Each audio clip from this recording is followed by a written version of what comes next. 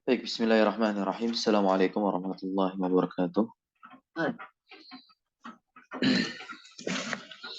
Waalaikumsalam Alhamdulillah. warahmatullahi wabarakatuh. Alhamdulillahirabbil alamin. Salatu wassalamu ala Rasulillah ma ba'd.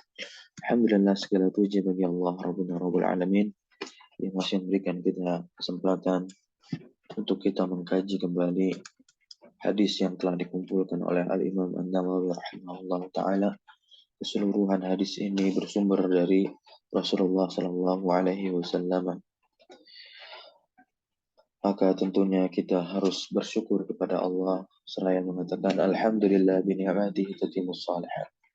Dan salawat serta salam terlimpah curah tentunya juga kepada junjungan kita, Nabi Agung kita, Nabi Muhammad sallallahu alaihi wasallam.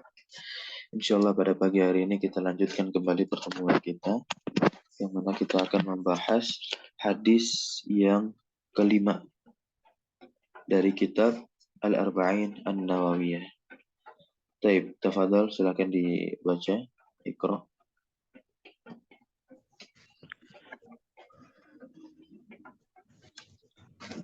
Bismillah wassalatu wassalamu ala Rasulillah. Al-hadithul khamis an ummil mu'minina ummi Abdullah Aisyah radhiyallahu anha qalat qala Rasulullah sallallahu alaihi wasallam an ahdatha fi amrina hadha ma laysa minhu fahuwa raddun rawahul Bukhari wa Muslimun wa fi riwayatin li Muslimin man amila amalan laysa alaihi amruna fahuwa raddun.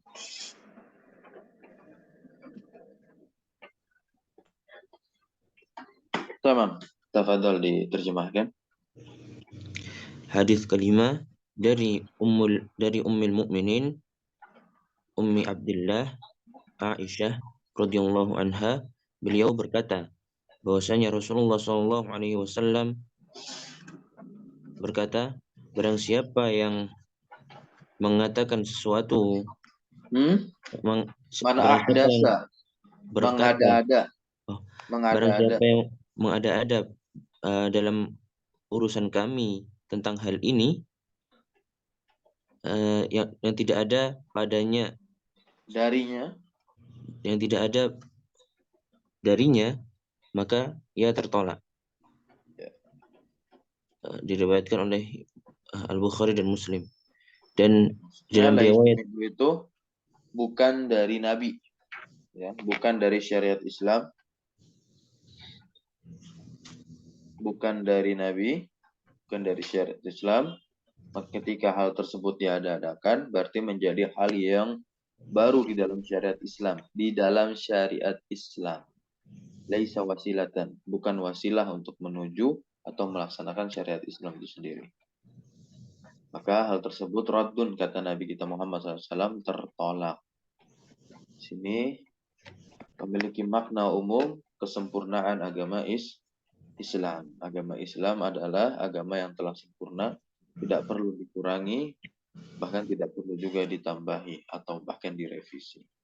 Tapi dia dipelajari karena keilmuan di dalam agama Islam ini seperti lautan yang tak bertepi.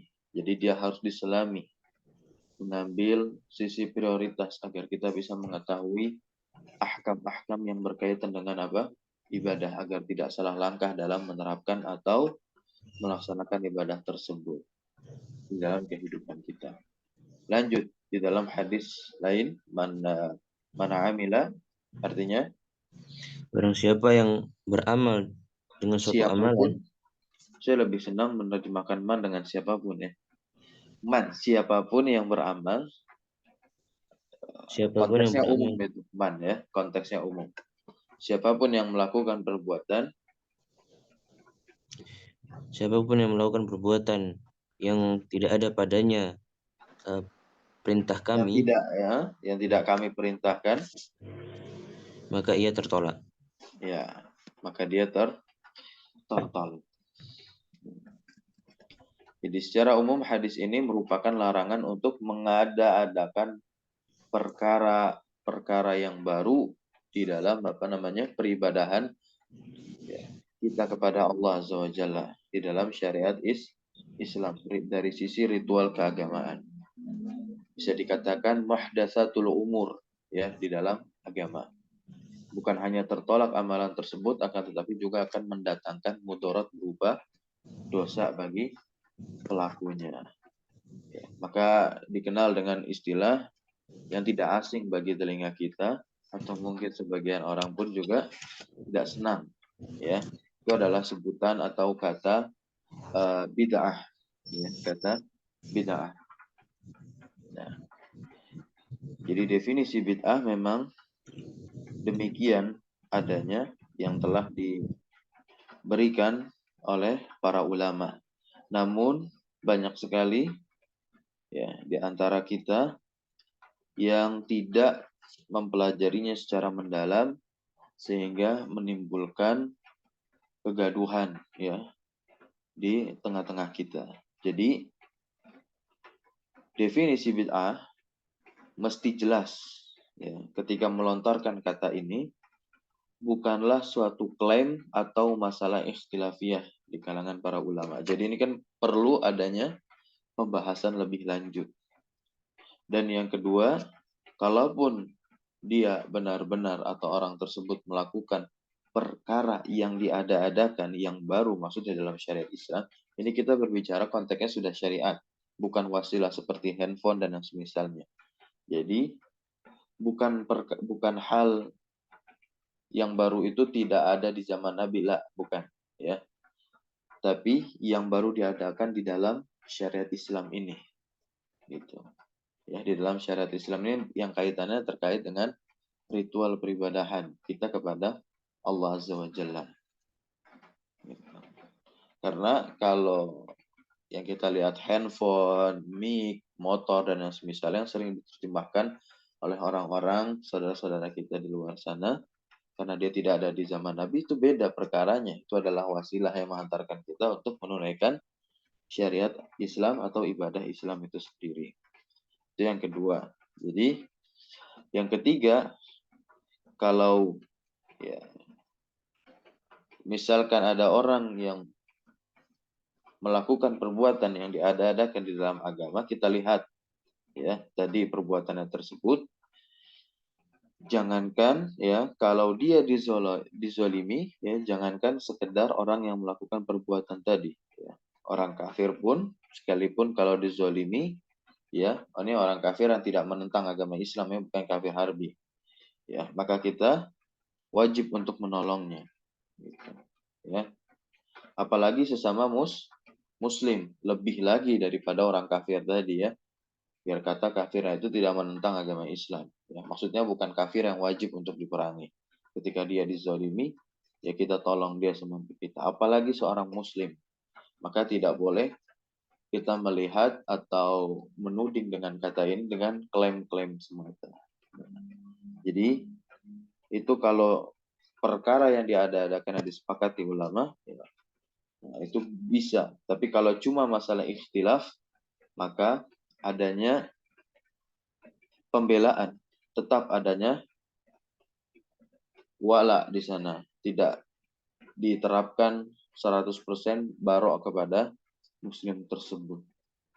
Karena apa? Karena pada zahirnya manusia yang muslim itu ya memang dia adalah orang yang beragama Islam. Maka hak-haknya pun harus kita tunaikan sebagaimana hak-hak bersaudara di antara kaum muslimin. Jangan sampai salah. Jadi itu yang harus kita perhatikan.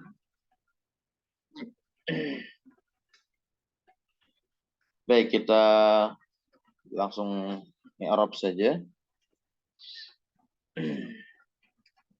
An ummil mu'minin. Ya. Baik. Saya akan memberikan sedikit pendalaman makna dari kata ummil mu'minin. Ummil mu'minin ini adalah sebutan ya, bagi para istri-istri Nabi. Nah, Ummul Mukminin ini adalah sebutan kepada istri-istri Nabi, yaitu Ummahatul Mukminin. Artinya ibu-ibunya orang yang beriman. Jika satu orang maka disebutnya ummu. Kalau banyak, istri Nabi kan banyak lebih dari satu, disebutnya ummahatul mukminin.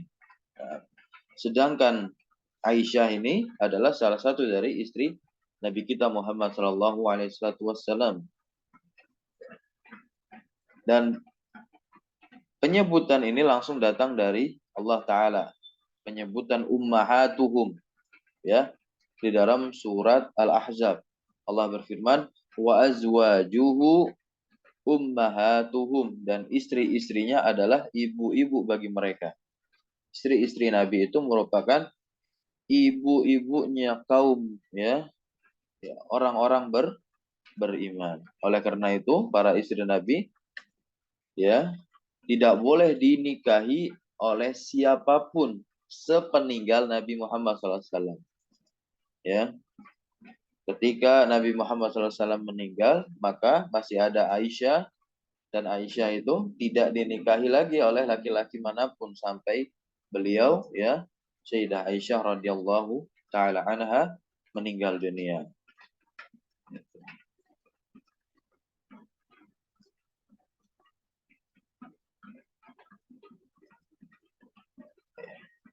Sebagaimana Allah Subhanahu wa taala berfirman di surat yang sama, surat Al-Ahzab, ya nisa'an nabi, kata Allah, wahai istri-istri Nabi. Nisa itu jamak dari imra'atun.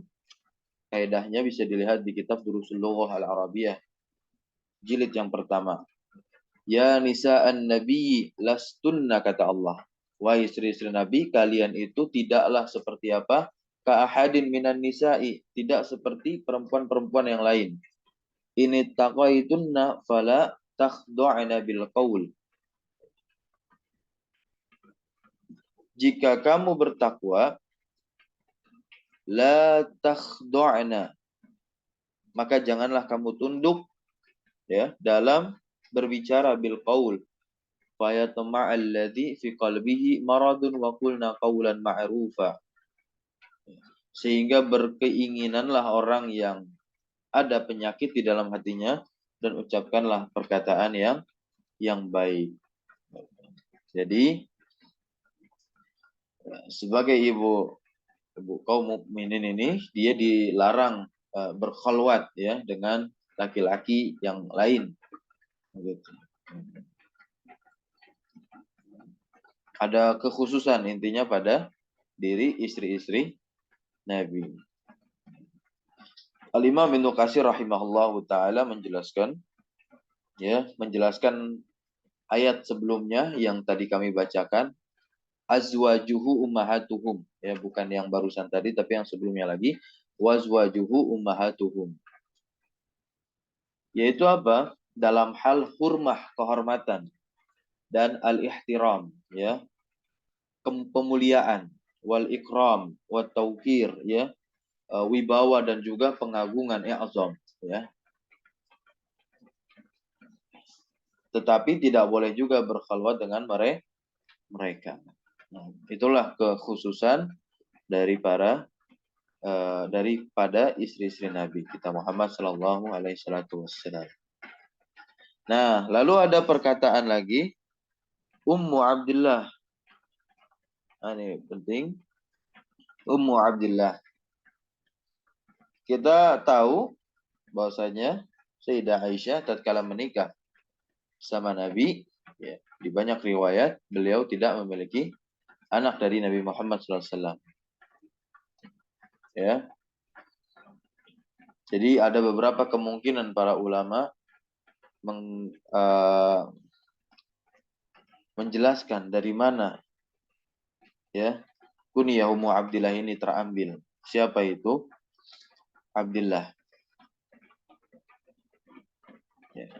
Dan beberapa ulama mengatakan bahwa saya digelarinya Sayyidah Aisyah radhiyallahu taala anha ini karena dengan Ummu Abdillah karena nama yang paling disukai Allah taala adalah Abdullah dan Abdurrahman, karena mengandung nama Allah itu sendiri yang diidhofakan kepada abdu, hamba Allah, ya. Abdullah itu hamba Allah, Abdurrahman ini adalah hambanya Sang Rahman, Sang Maha Pengasih, itu Allah Azza wa Jalla. Oleh sebab itu Syekh Utsaimin mengatakan di dalam kitab syarah beliau terhadap matan hadis arba'in ini, annahu dzakara ba'du ahli ilmi, sesungguhnya bahwasanya sebagian para ulama telah menyebutkan ya bahwasanya Aisyah pernah memiliki anak. Nah, ini beliau membawakan ya, bukan memberikan sebuah statement, tapi beliau membawakan sebagian para ulama ada yang mengatakan demikian. Ya, bahwasanya Sayyidah Aisyah pernah memiliki anak yang lahirnya keguguran dan tidak hidup. Tapi beliau lanjutkan lagi, wa dzakara akharuna. Syekh Utsaimin mengatakan lagi, menukilkan lagi, tapi ulama yang lain menyebutkan dia tidak pernah punya anak. Dia tidak pernah punya anak, tidak pernah pula keguguran, tidak pula hidup. Tapi dia digelari dengan gelar tersebut karena kenapa? Karena nama yang paling Allah Ta'ala sukai adalah Abdullah dan Abdurrahman. Ya. Begitu ya. Aisyah sendiri merupakan anak dari sahabat Abu Bakar As-Siddiq radhiyallahu ta'ala anhu. Itu sekilas ya.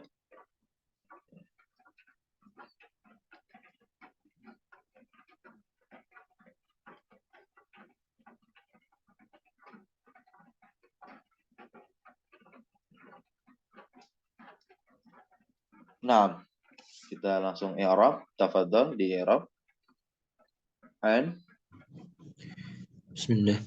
An harfu jarrin ummi ismun majrurun wa huwa ismun majrurun wa alamatu jarrihi al-kasratu adh-dhahiratu ala akhirih wa huwa mudhaf.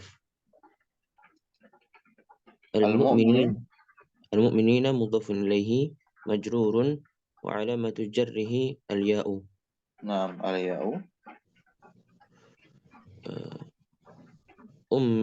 Ummi badal min al-ummi. Badal majrurun wa alamatu jarri al-kasra zahiratu wa mudhaf ya. Jadi ummi ini adalah badal sebagai isim yang menggantikan isim sebelumnya, ummi pada kalimat sebelumnya ya. Dan dia di sini sebagai apa? Sebagai mudhaf. Mudhaf ilaihnya mana? Abdi. Oleh sebab itu abdi di kasrah dalnya ya. Mudhaf ilaih. Lalu ismul jalalah Allah yaitu kasrah juga kan? Dia sebagai mudhaf ilaih dari abdi. Jadi mudhaf ilaih itu bisa lagi menjadi mudhaf kalau dia tidak dima'rifatkan. Oleh sebab itu abdi ini tidak dima'rifatkan dengan alif lam karena dia berfungsi menjadi mudhaf lagi untuk isim setelahnya. Lanjut, Aisyata badal sani. Iya. Badal lagi ya. Badal dari ummi yang sebelumnya. Dan tanda karena badal itu kan mengikuti i'rab ya sebelumnya ya. Nah, ummi sebelumnya itu kan kasrah berarti menandakan i'rabnya atau keadaannya majrur. Nah, tanda majrur dari Aisyah ini dia adalah fathah. Kenapa demikian? Karena dia mamnu minas saraf ya. Isim-isim yang tidak boleh ditanwin. Ketika dalam keadaan majrur maka tandanya dengan fathah bukan dengan kasrah. Lalu mamnu minas saraf, isim-isim yang tidak boleh ditanwin itu kenapa dia tidak boleh ditanwin? Karena adanya ilat. Ilat itu penyakit. Ya. Ada dua hal yang tergabung di dalam kata Aisyah. Apa itu? Nama dengan ta'nis. Ya. Lil alamiyah wa ta'nis. Begitu. Itu ilatnya. Lanjut radhiyallahu anha. Radhiya fi'lun madin mabniun ala al-fathin. Ala al-fathin. Naam, Allah. Lafzul jalalah Allahu fa'ilun marfu'un wa alamatu raf'ihi ad-dammatu adh-dhahiratu ala akhirih. Anha, an ya harfu jar, al-ha الهاء ضمير متصل مبني على السكون في محل جر اسم مجرور. Ya. Muta'aliknya متعلقان di بالفعل rodia. رضية. Iya, betul. Lanjut, qalat. قالت فعل ماض مبني على الفتح، التاء علامة التأنيث، وفاعله ضمير مستتر جوازا تقديره هي. Ya, fi'lun madin mabniun al fathi, si qalat ini taknya adalah tak penanda ta'nis yang menandakan fa'il atau pelaku subjek dari qalat ini adalah muannas.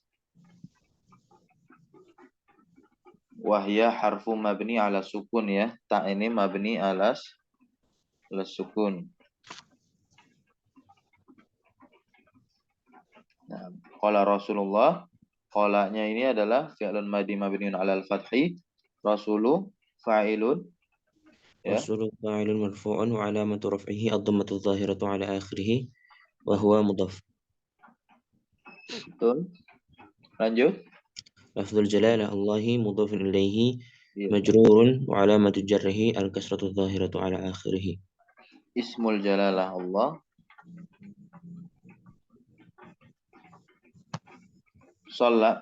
Sallallahu alaihi wasallam sudah banyak sekali ya i'rabnya pada pertemuan-pertemuan sebelumnya.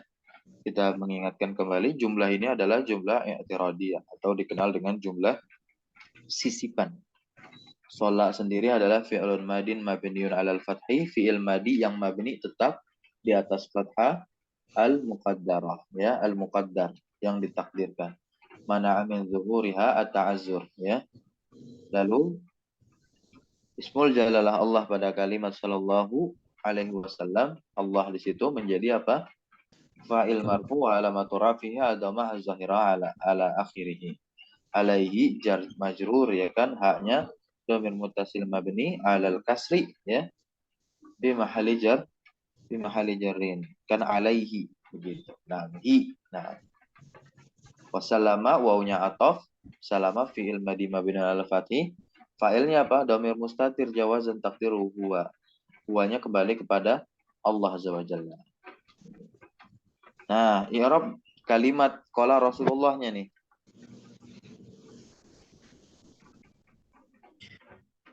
الجملة الفعلية في محل نصب Iya, fi mahali nasbin. مقول. Iya, fi mahali nasbin maf'ulun bihi maqulul qawli. مقول. Iya, maqulul qawli. Maqulul qawli adalah perkataan yang terletak setelah apa? Fi'il dari qala. Nah, ini kan terletak setelah qalat. Baik, kita masuk kepada substansi isi dari perkataan Nabi Muhammad SAW. Man ahdasa, mannya من أحدث حصر. isim syarat jazim ya. Man ini adalah isim syarat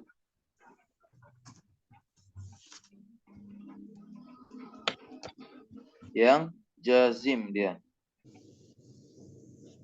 menjazmkan, mabni alal على السكون ya, fi mahali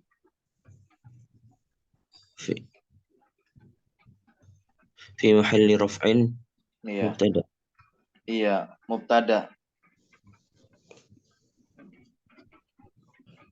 Khobarnya mana? Khobarnya adalah al-jumlatu syartiyah, kalimat syartiyah ba'dahu, setelahnya. Apa itu? Ahdasa. Lanjut, ahdasa. I'rab. أحدث فعل ماض مبني على الفتح.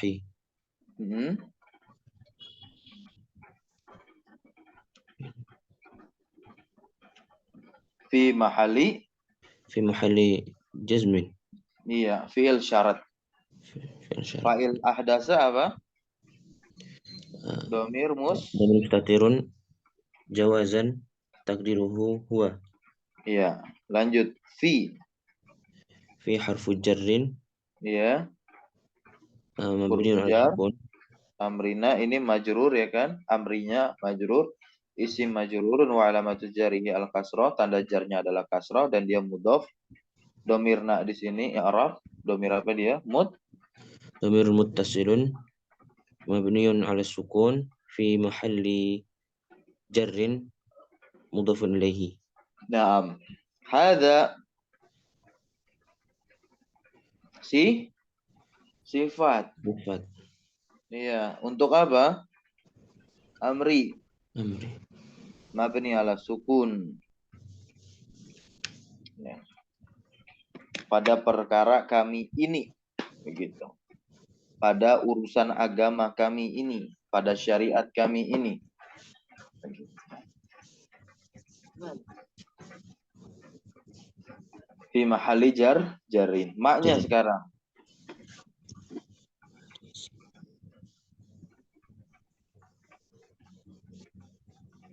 Maknya apa? Isim mabni ala sukun ya. Sebentar. Iya betul. Tapi dia mabni kan ala sukun. Mahalnya apa? Fi mahali nasbin. Iya, fi mahali nasbin. Fi mahali nasbin. Sebagai apa? Maf'ulun bih. Iya, maf'ulun bih. Ahdasa. Nah, lanjut. Laisa. Fi'il madin. Fi'lun madin naqis. Ya. Yarfa'ul isma wa yansibul khobar. Laisa ini adalah fi'il madi tapi nakis. Tasrifannya nggak lengkap. Dan fungsinya dia merofakkan isim dan menasobkan khobar. Isimnya apa isimnya? Isimnya laisa. Isimnya laisa itu adalah domir mustatir. Domir mustatir. Takdirnya apa? Huwa. Berarti jawazan. Lanjut minhu. Nah. Minhu min ya harfu jar. Alha domirun muttasilun mabniun ala dhammi fi mahalli jarrin ismun majrur. Ya. Fahuwa raddun. Lanjut fa-nya.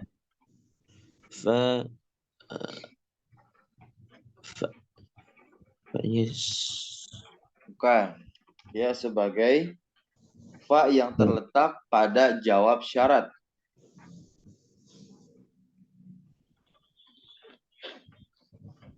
Nah, ini kan dia terletak sebagai pada jawab syarat. Nah, fahuwa raddun. Lanjut, huwanya domir munfasil mabni alal fathi fi mahalli raf'in. Huwanya sebagai apa? Mubtada. Bisa juga fa-nya isti'naf. Tapi lebih tepatnya dia terletak jawab syarat. Kan man ahdasa.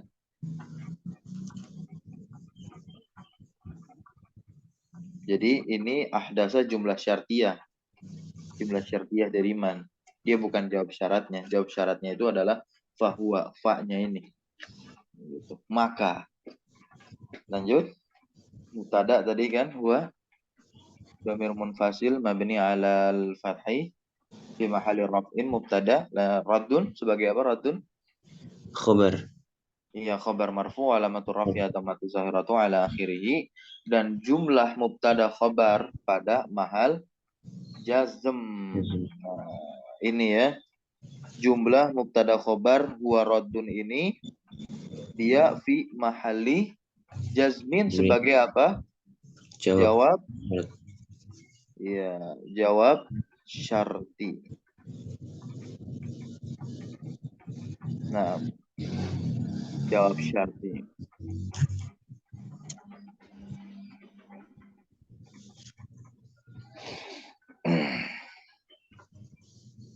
Baik, silakan lanjut.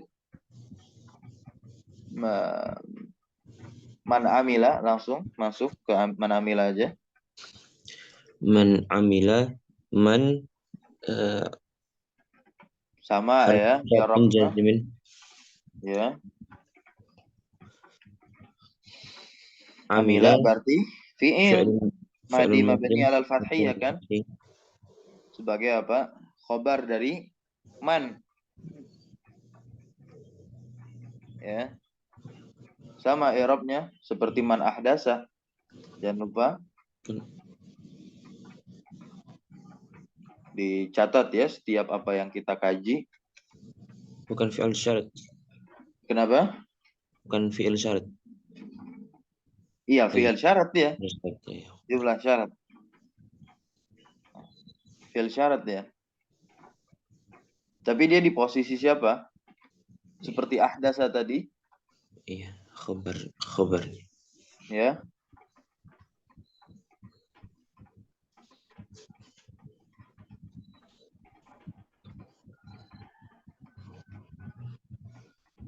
Ya kan? Nah, kan ahdasa tadi adalah fi'il madi mabni di atas fathah ya kan?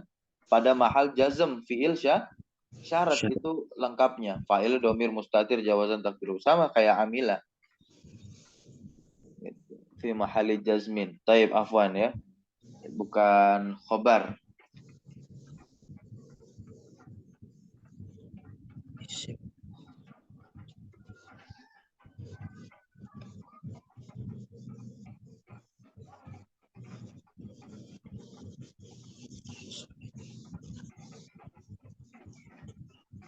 Iya, bisa juga dihukumi khobarnya. Sebagaimana man tadi itu adalah fi mahali raf'in mubtada kan? Khobarnya apa? Jumlah syartiyah setelahnya. Atau mungkin ini adalah khobarnya itu kalimat jawab syarat. Kalimat jawab syaratnya. Nah, amila. Lanjut, amalan sebagai apa? Amalan maf'ulun bih. Iya, maf'ulun bih. Mansubun. Wa alamatun nasbihi al-fathatu dhahiratu ala akhirih. Lanjut, laisa. Laisa fi'lun madin naqisin mabniyun ala al-fathi. Oh, naqisun mabniyun ala al-fathi. Iya. Wa fa'iluhu dhamirun mustatirun jawazan takdiruhu huwa. Ya. Alaihi ada harfu jarrin ya, al-ha. Harfu jarrin mabniun ala sukun al-ha dhamirun muttasilun mabniun ala al-kasri fi mahalli jarrin ismun majrurun. Mabni alal kasri ya. Nah, fi mahali jarrin. Wal jar majrur dia muta'alliq dengan apa? Bimahzu fi khabar muqaddam. Lanjut, amruna. Amru ismu laisa. Isim, betul, isimnya laisa. Marfu'un wa alamatu raf'ihi ad-dhammatu dhahiratu ala akhirih wa Jadi huwa yang mudhaf, naknya mudhaf ilaihi, dhamir muttasil mabni ala sukun fi mahalli jarin mudhafun ilaihi. Bahwa radun mubtada khobar, jumlah ini dia terletak pada kalimat fi mahali apa? Jazmin. Pada kalimat jawab syarat. Begitu. Nah. Ya, fi mahali jazmin jawabus syarti. Jadi inilah i'rab dan beberapa tanbih ketika mengkaji hadis yang kelima ini. Adapun kandungan atau faedah singkat yang bisa kita dapatkan dari hadis ini, maka setiap perbuatan ibadah, ingat, perbuatan ibadah yang tidak bersandar kepada dalil syar'i kita apa? Tatkala kita hendak melakukan ibadah, yaitu Al-Quran wa Sunnah. Al-Quran wa Sunnah, walaupun didukung dengan dalil-dalil yang lainnya dalam hal permasalahan furu' fikih. Ya, fikih, dalam permasalahan fikih dalilnya nggak cuma 2, Al-Quran Sunnah saja. tapi ada lagi yang lain, yaitu ijma, ya, ijma para ulama mutaqaddimin, bukan ulama-ulama di zaman sekarang. Ya, adapun ulama-ulama zaman sekarang membahas bahtul masail itu pada permasalahan kontemporer yang penimbangannya itu adalah kaidah-kaidah fikih yang berlaku. Lalu nanti ada lagi sumber agama adalah kias, itu ketika permasalahan furu' fikih. Lalu yang kedua, larangan dari perbuatan mengada-adakan di dalam peribadahan. Contoh misalkan ibadah telah ditetapkan, sholat, maka tidak boleh menambah atau mengurangi. Ataupun ritual keagamaan yang lain, yang sifatnya bukan klaim semata atau istilaf. Apa permasalahan istilaf? Diantaranya adalah kunut subuh, ya. Ini yang mungkin bisa saya bawakan, contohkan kunut subuh. Ada beberapa ulama asatidah, ustadz kita menganggap itu adalah perbuatan yang bid'ah. Lalu ada yang mengatakan itu bukan, ya. Karena itu adalah masalah istilafiyah di kalangan antar ulama mazhab. Seperti ulama mazhab Syafi'iyah dan orang-orang yang mengkaji kutub Syafi'iyah, baik kitabnya Syekh Ramli, Mughnil Muhtaj, dan yang lain sebagainya. Ya, memang diharuskan yang bermazhab Syafi'i ketika sholat subuh dia kunut. Nah, maka jalan tengah diambil oleh para ulama, ya silahkan mengikuti imamnya. Kalau imamnya tidak kunut, tidak usah mengangkat tangan sendirian. Kalau imamnya kunut, silahkan antum angkat tangan. Nah, itu salah satu hal, ya, khilafiyah yang tidak bisa klaim semata bid'ahnya. Dan banyak perkara-perkara yang lainnya. Insya Allah kita akan ketahui hal tersebut secara mendetail tatkala kita belajar. Baik misalkan perkara-perkara yang diperdebatkan, contoh perayaan-perayaan Maulid dan yang semisalnya. Itu juga, ya, klaim dan penilaian dari para ulama. Lalu bagaimana sikap kita? Inilah pentingnya menentukan sikap sebagai thalibul ilmi ketika berhadapan dengan pendapat para ulama guru-guru kita itu yang berbeda. Jangan sampai kita mencela karena kita belum tahu dasar. Kita hormati masing-masing pendapat mereka. Lalu bagaimana cara kita? Kita ikuti guru kita. Karena kita belum sepenuhnya bisa mengambil, ya, atau menarik kesimpulan hukum sendiri. Maka kita ikut guru kita dengan terus belajar, dan belajar. Jangan sampai thalibul ilmi itu gegabah melontarkan statement komentar yang tidak pantas kepada para guru-guru kita. Baik yang mengatakan boleh maupun mengatakan tidak. Intinya dalam permasalahan khilafiyah. Bukan permasalahan yang haram lalu dihalalkan, itu jelas, ya. Makanya perkara-perkara yang demikian itu sudah ma'ruf. Perkara-perkara yang haram sudah ma'ruf, seperti zina, haram. Tidak ada ulama yang menghalalkan. Makanya ada ulama yang menghalalkan, ya kafir dia. Menghalalkan zina, ya, membolehkan riba, atau membolehkan meremehkan syariat Islam dan yang semisalnya. Tidak boleh, gitu ya. Lalu faedah yang berikutnya, Islam adalah agama yang berdasarkan ittiba, mengikuti Nabi kita Muhammad SAW. Makanya syarat diterimanya amalan itu ada dua, yaitu al-ikhlas dan mutaba'ah. Yaitu ikhlas, tasfiyatul qalbi min iradati ghairillah. Kita terbebas, bersih, ya, ibadah kita dari selain Allah. Maksudnya tertuju ibadah itu kepada Allah Subhanahu wa taala semata. Dan juga muafaq itu kita sesuai dengan apa yang dicontohkan oleh Rasulullah. Oleh sebab itu Allah mengutus seorang Rasul agar kita beribadah tidak asal-asalan. Itulah salah satu hikmahnya di antara hikmahnya. Jadi tidak bisa kita beribadah tanpa ilmu. Begitu pula kalau kita berilmu, jangan sampai tidak beribadah, tapi harus ibadah dengan ilmu yang telah kita pelajari. Rasulullah SAW telah berusaha menjaga syariat Islam ini, ya, dari sikap yang berlebih-lebihan dan juga mengada-adakan. Lalu yang terakhir, agama Islam merupakan agama yang telah sempurna dan tidak ada kurangnya. Barakallahu fikum. Mungkin ini yang bisa kita dapatkan pada pagi hari ini. Semoga bermanfaat. Kita tutup dengan doa kafaratul majlis. Subhanakallahumma bihamdika asyhadu an la ilaha illa anta astaghfiruka wa atubu ilaik. Allahumma alimna ma yanfa'una wanfa'na bima 'allamtana wa zidna ilma. Wa sallallahu ala nabiyyina Muhammadin walhamdulillahi rabbil alamin. Assalamualaikum warahmatullahi wabarakatuh. Waalaikumsalam.